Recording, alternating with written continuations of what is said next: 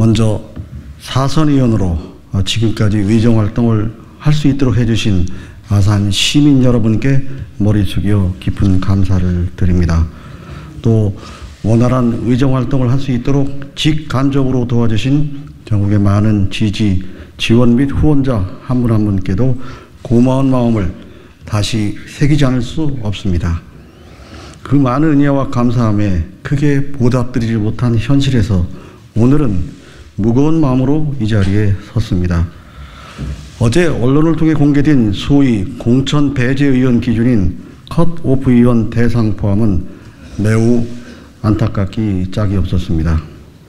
컷오프 기준이 제대로 정립되었는지 당선 가능성을 한 번의 여론조사로 판단하는 것은 아닌지 묻고 싶어졌습니다.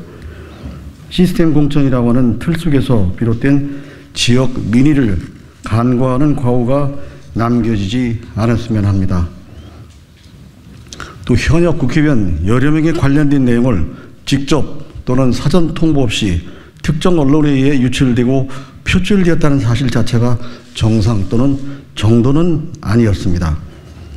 물론 크게 보면 저 자신의 부족함 탓이라고 우선 수용할 수 있습니다.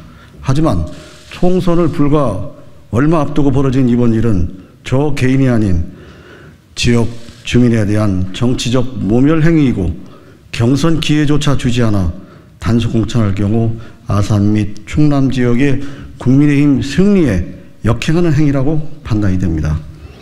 입법활동, 국회 출석률 등 정량적 평가 이외에 정청적 평가에서 정치적 의무의 그림자가 어린거렸다고도 생각하게 됩니다. 지난 2022년 지방선거에 있었던 저의 충남도지사 불출마와 관련한 정치적 배경과 같은 차원의 내용이 다시 작용한 것으로 판단이 됩니다. 국회에 와서 하고 싶은 일들이 참으로 많았지만 개인적인 노력 이외에 잘 아시는 것처럼 소관 상임위원회나 소속 정당의 정책의지, 정부의 정책 방향 등에 의해 좌우되는 부분도 많아서 의원 개개인의 뜻대로 노력대로만 이루어지지는 못했습니다. 4번의 국회의원 임기 동안 매일 아산에서 국회를 오르내리며 제 스스로 부끄럽지 않은 의정 활동을 해왔다고 나름 자부합니다. 그렇지만 장애인 보호 등 약자 보호나 국민 안전이나 저출산이나 기후변화 대책 그리고 역사 문제 또 우리 지역의 가장 큰 수건 사업인 이 세종대왕의 온양 행궁 복원 문제, 이 경찰 복원 건립 문제 등 하고 싶은 일들이 더 많이 산적해 있습니다.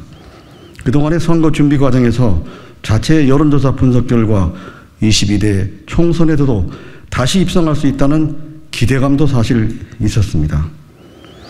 하지만 공천 배제 행위로 이렇게 종결이 된다면 저희 의정활동은 제21대 여기서 멈출 수밖에 없습니다. 저는 이제라도 경선을 통해서 다시 당선 가능성을 검증하고 깊이 들여다보기를 공관위원장님을 비롯한 공관님들께 간곡히 건의드립니다.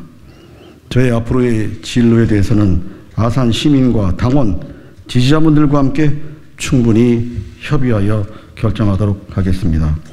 분명한 것은 국민이 선택하고 또 충청이 밀어준 윤석열 정부가 꼭 성공해야 한다는 신념입니다.